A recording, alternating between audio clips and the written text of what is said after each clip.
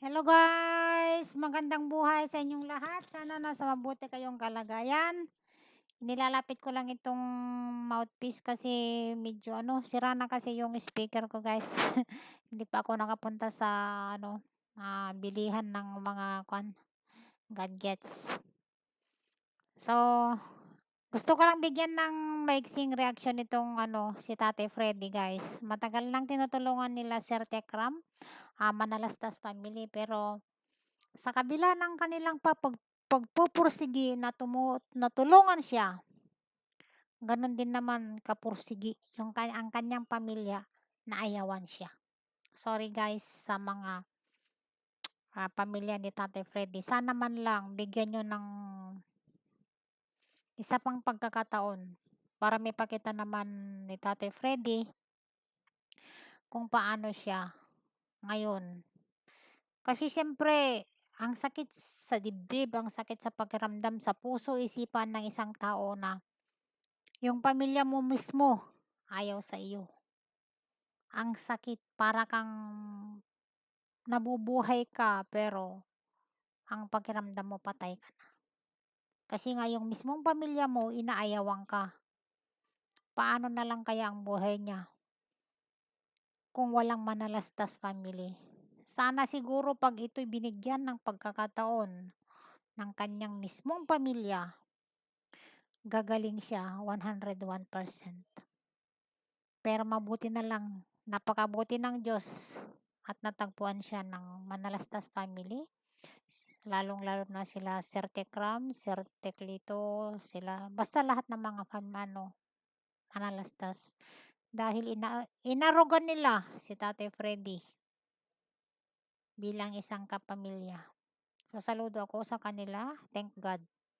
Dahil merong ganitong mga tao pa natitira na hindi iniitsapwera ang ganitong kalagayan ng isang tao. Panoorin natin guys kung paano nila pinapasaya, kung paano nila si Tate Freddy. So, tara guys, panoorin natin ang pag-aruga ng kanilang ang Manalastas family. Dito sa kaliwa. Ayan. Dapat, iniwi mo. Ayan o, tingnan nyo. Si Teklito. Nililibang nila si Tate Freddy. Dahil, Isa pa tayo. ayan. Tingnan mo. Ang galing, di ba? Very delicious. Ayan si Napakalamig po si Tik Ogos. Kasi, ano, Tate Freddy. teka, sabi ko, Charot, Jay, charot na. Ikaw naman, very, Sana na. this, Sana ni. yeah. Tawa ko ng tawa dyan. Totoo, tatay, ano. Ano yung Tate Freddy? Mapapansin ko dito, medyo, Ang ganda yung pinuntan nila. parang sinaunang ang, Mga unang panahon. Mga estila. parang itong mga suot natin nato, Kaya ano. nga, bagay tayo. Bagay Tate Freddy. Bagay yung kanilang Yung sombrero. suot natin sombrero. Noong unang panahon, ganito mga suot nila. Totoo, Taw. tatay, pero siguro, sa susunod, Tawa huwag ko naman ng... ganito, yung medyo may kulay-kulay na Ayaw. Susunod ha. May kulay-kulay daw. May kulay-kulay pang babae. May mga panahon na anong sikat na restaurant kaya ng panahon na may naalala ka ba? Ang ganda na yung restaurant. Yung panahon na yun, hindi ko na kasi masyadong nakuha yun. Kasi, talagang, bihira pa naman talaga yun. Ang bait pa naman ni Tate Freddy guys. Masipag pa naman. Diyos ko. Tate Freddy? Coffee Project. Ibig sabihin, Coffee Project, Ang tayong lahat. ang galing magkwento. Tate Freddy.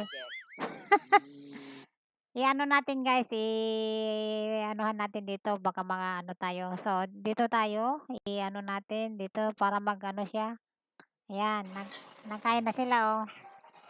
Masarap, tatay. Masarap daw pagka nila. Wow. Now we can say least. Cannot say again. Ay, marami po salamat. Ay, Kung tulungan lang kanyang pamilya, talagang mabilis siya gagaling. Kinainan. Kaso, na, Tati Freddy. inichapwera. Grabe. Maraming salamat po. Ayan. Nakakaano.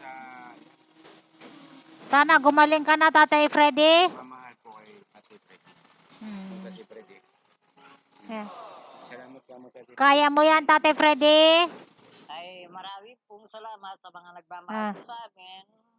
Lalong-lalo na po ito, pinagkalog niyong pagkain. Maraming salamat po. Ayan. Maraming salamat. Sinalita comedian. Tati Freddy. Hanapin natin ngayon saan siya nandidini. Ang alam ko na sa Tokyo City siya, tamang-tama yung sinabi ni ano, yung nagbigay Nasa ng Japan. Ang bait yung ano yun. Nasa Tokyo siya nga. Nasa Tokyo. Oo, Tati Freddy. Ayan. Ayan. Ay, mga Ano natin guys kasi ano, mahaba. Ito na. Ayan. Yan. Oo. Ito na yung, Mas maganda po. Hindi rin makakabilian.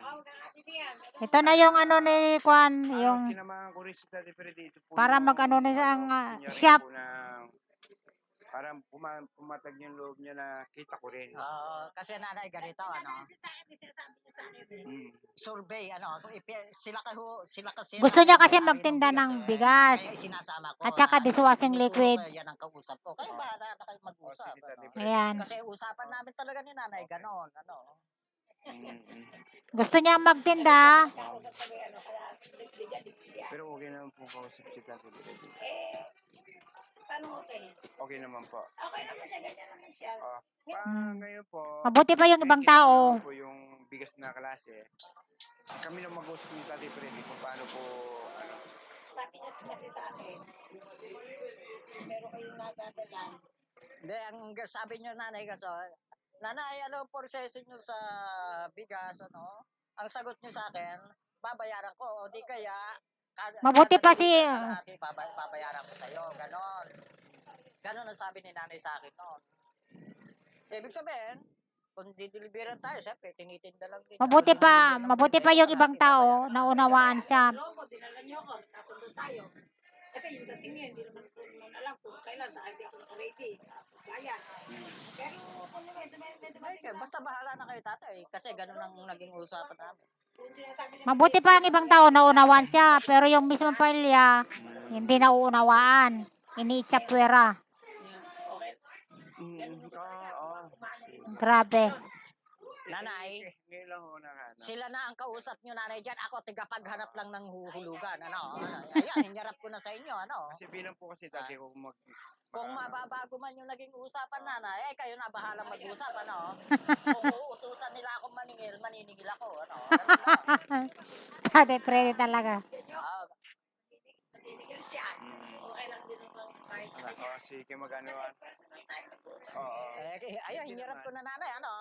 Kasi kung mamaya nagbayad ako sa kanya, tapos hindi pala okay, o tayo dalawa nagkaanuhan. Kaya tama rin naman napamit niya. Hindi, kung sakasakali lang nanay na madaan ako, ano, kung bahala sila kayo, hinyarap ko na sila sa inyo, ano. Ayan, pero may malinaw na. Ayan, para kung... Kaya ako nanay, naghahanap lang ng mabibigyan ng alam ko ma-deliver, na ano. kung sino yung gustong bigyan ni Tati Freddy.